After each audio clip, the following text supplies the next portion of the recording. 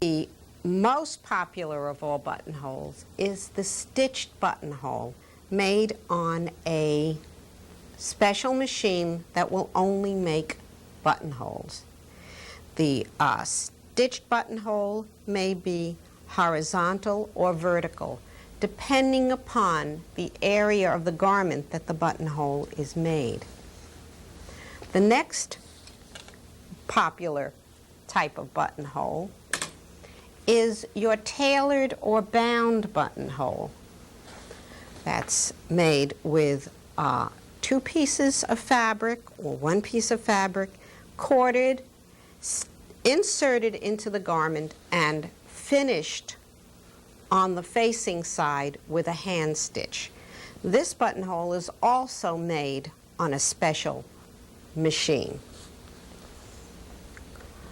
Another buttonhole very often used for stylish effect is the loop buttonhole, or buttonhole made out of spaghetti straps. Cut on the loop is made out of bias cut strips of fabric, inserted between the edge of the garment and the facing, and used as a very decorative touch. The final buttonhole I will show you is the loop buttonhole made out of a thread. It is looped onto itself, stitched, and is a very serviceable buttonhole. We'll now go to the buttonhole machine to show you how to make stitched buttonholes.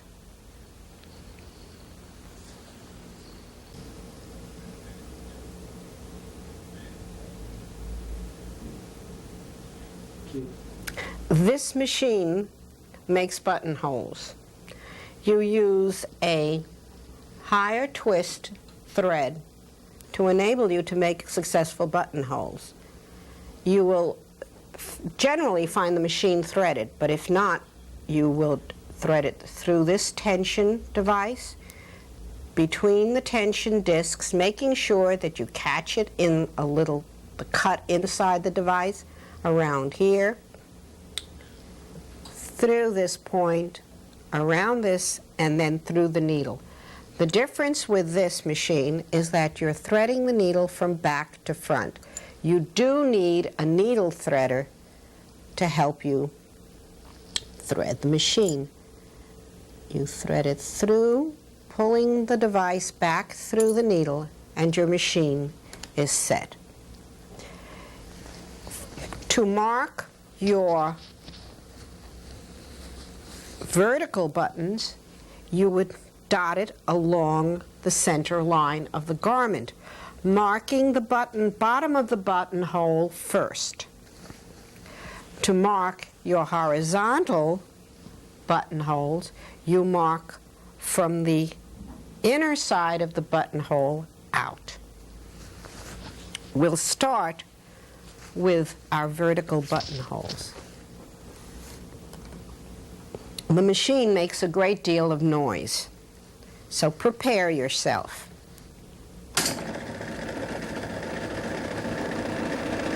Place the garment under the machine, centering it under the needle, and step very, very hard on the treadle. The rest is up to the machine.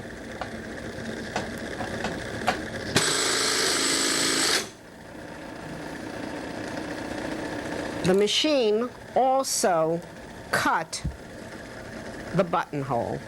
There is a blade right there.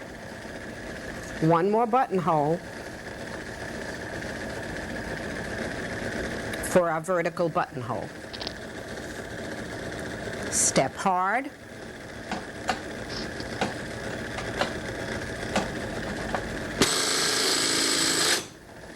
And our buttonhole is complete. All you must do at this point is clip off your loose threads.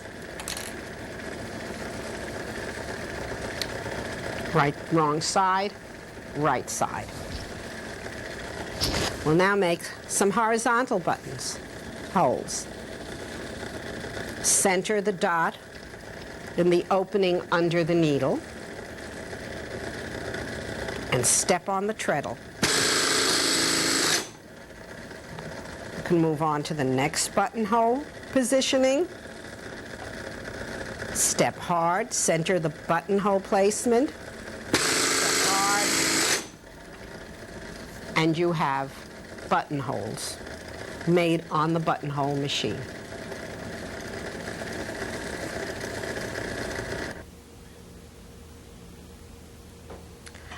The tailored buttonhole requires previous preparation, that is, preparation to the garment before the garment is assembled, because that buttonhole must be made on a special machine, and we prepare our garment so that the garment can be taken out or sent to the buttonhole maker. The interfacing is thread traced to the inside or wrong side of the garment. The important thread tracing is this. First, you thread trace your center. Then you must thread trace the direction that the buttonhole is to be made. If you're going to place your buttonhole horizontally, then it's thread traced horizontally. If you're going to thread trace it, if you're going to make it vertically, then you must thread trace it vertically. The placement of the buttonhole, of course, depends upon your particular styling with your garment. And we thread trace using very small stitches a great deal longer than your button. This is the sample of the button to be used for the buttonhole on this garment. So as you can see, the thread tracing extends beyond the button at least 3/4 of an inch. The start of the buttonhole must be 1/8 of an inch into the seam allowance or into the extension of the garment for your start of your buttonhole. That will enable you to button the garment exactly on the center. The button is placed exactly on the center of the garment. And all this thread tracing is very important preparation for the manufacturer of the buttonhole. He will make the buttonhole from the right side of the garment. He will start it on the right side. Therefore, all your markings must be very clearly visible on the right side of the garment. I've been to the buttonhole manufacturer, and he made me 4 tailored buttonholes. He stitched them and turned them. This is done on a special machine that will do all the manipulations, and for sure each buttonhole will come out exactly the same size. When you are tailoring your own buttonholes, it's very difficult to get them exactly the same size. Having your preparation made correctly and taking the garment to a buttonhole manufacturer will help in this way. You can get your buttonholes exactly the same size. You must furnish the manufacturer with additional fabric to enable him to make the fill or the buttonhole or the bound buttonhole itself. He will supply the interfacing to fill your buttonhole strip. Once your buttonhole is completely made, you then take your garment back to the sample room and assemble the rest of the garment. When the garment has been assembled, that is, your shoulder seams, your side seams, your collars inserted, you can even finish including your sleeves. and your garment may be hemmed, but it's most essential that the facing be stitched and finished. And we're ready to go on to the last step of finishing our buttonholes, because this step must be done in the sample room. We first have to make sure that our facings will not slip away. And we do that by basting around approximately 1/2 inch from the actual buttonhole. And you baste right through garment to facing. If you do not do that, chances are your facing will slip when you're ready to finish your buttonhole.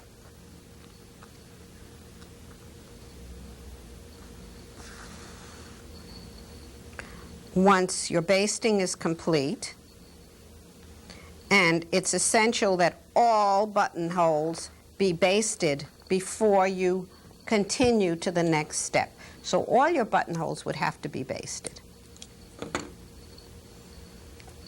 The next step is to slash to the wrong side, to make an opening in the facing side to finish off this buttonhole. And one or two things may be done. You may take and place an awl into the absolute edge of your buttonhole and bring it through to the wrong side. If you do not have an awl, you may use a pin, and that pin will have to stay in because it will not leave a mark.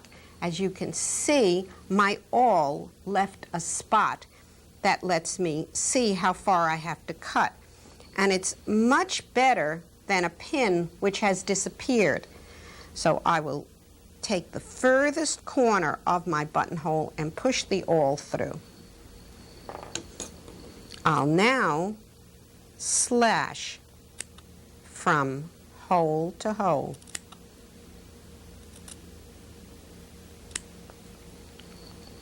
This has opened up the facing. I'll take and I'll cut past that little hole about 2 threads, because I really want to have this open enough that I will not get caught when I'm trying to slide my button through. Once you have completed that process, you take your matching thread. Now, of course, I will use a contrasting thread, but matching thread is very important. And we start by tucking under the raw edge entirely around the buttonhole. You're actually forming a very tiny ellipse because you have to come almost to nothing at the very, very edge. And slip stitching,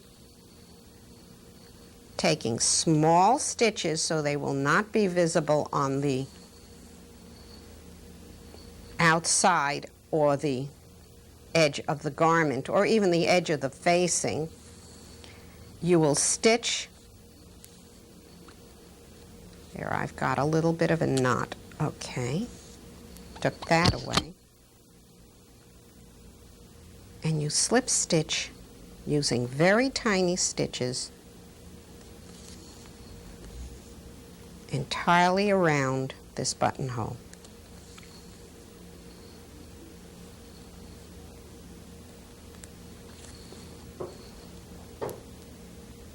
Care should be taken when you come to the corners where there is actually no seam allowance on your fabric, that you sort of whip it or overcast the fabric very carefully. You don't want any of your fabric raveling or unraveling.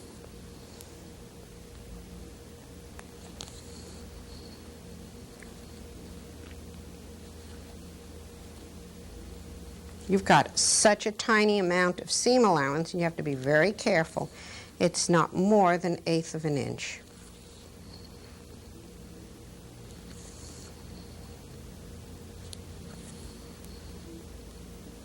Now I'm letting a little bit of my stitches show so you can see how close you must make your stitches at this point.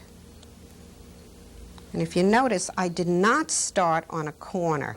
It's very difficult to start on a corner. You're always better off starting in the middle of the buttonhole and coming around to the other side. You can be a little more accurate in this way. Once you've completed this, you tack, and then you go on to the next buttonhole until you've completed all your buttonholes. And in this manner, we have opened up our facing to allow you to make use of the buttonhole. When you've completely finished all your buttonholes, removing all your thread tracing carefully, you press your garment, and be careful when you press that you do not leave an impression. I have a little bit of thread here that I have to pull out, that you do not leave an impression of the ridge or the buttonhole itself. You see, you have all this extra fabric, and that can leave an impression on the right side. So it's important to use a press cloth and be very careful that when you finish, you have a very nice and clean, tailored buttonhole.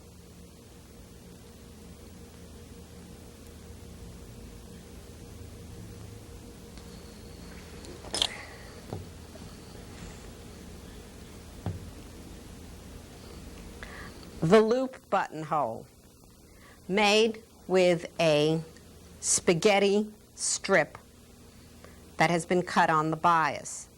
The actual demonstration of this type of buttonhole has been shown in the bias tape.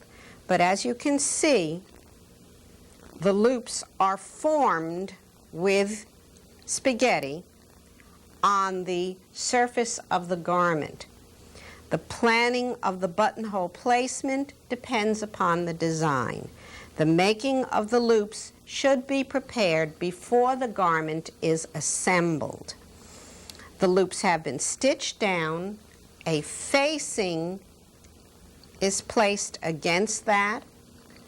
The facing is stitched following the stitching of the edge of the buttonhole around the garment. And here we have a finished sample of the loops. The loops may also be made with a cord. Does not always have to be made with spaghetti straps. Cording may be used as a substitute. The loop buttonhole.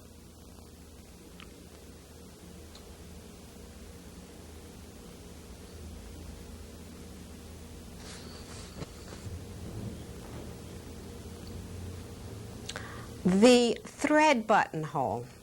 There are two types of thread buttonhole. One made with a buttonhole stitch or blanket stitch, or a macrame, a half hitch for those of you who are familiar with macrame terms. And the second buttonhole, loop buttonhole, is made with a chain stitch. I'll show you how to make a buttonhole, thread buttonhole, on the cuff of a sleeve. Generally, this type of buttonhole is made when the garment is absolutely complete. You take a stitch on the very edge of your garment and catch it. Make sure you know the size of your buttonhole and form a loop. Decide whether you want your loop to be straight or extended. That's your option. And take a stitch on the edge of the fabric. Tack that stitch and return to the original stitch. And what we're going to do is thicken up our thread or loop so you have at least 6 ply. That the thread is double, so you can see it's just a return 3 times. And we'll start our stitch.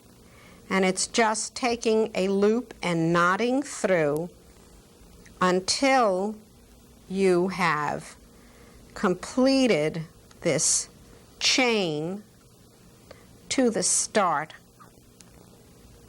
of the buttonhole. This makes a very strong loop. Very rarely will something like this come undone or separate. It is a very nice type of loop to use if you really want your buttonhole loops to become, so to speak, lost on the garment, because you can have the thread matching perfectly.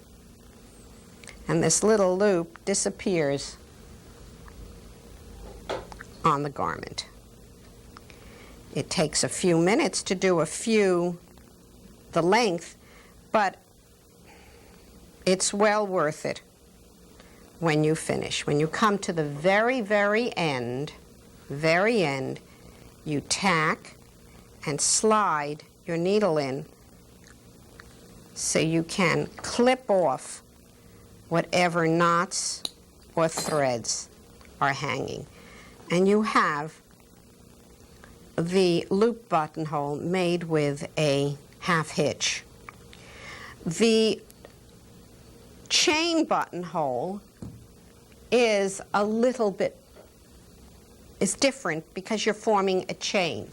The chain buttonhole may also be used as a belt carrier on the waist, for the waist of a dress, where you want your belt to stay in place.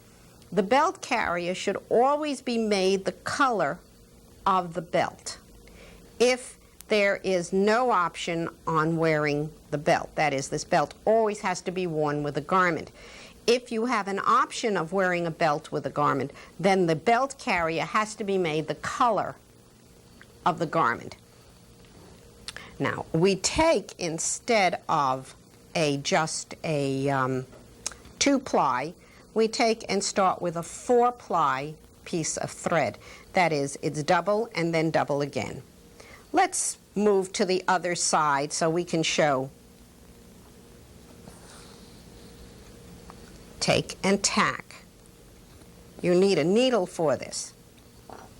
And then we form a loop. I'm sure everyone has made a chain at some time in their career. You just have to make sure you know which side to start with. It takes a little bit of work, and I always have to give myself 3 starts before I know which one to pull. And it looks like I may need 5. And it's just a crocheted chain. And once you have completed your chain, then you move back onto the garment and stitch it again until you have your thread chain. And you tack it, and you have your chain. A chain is much better for a belt carrier because it is not as strong as the stitched loop. And that's loops, the stitched loop.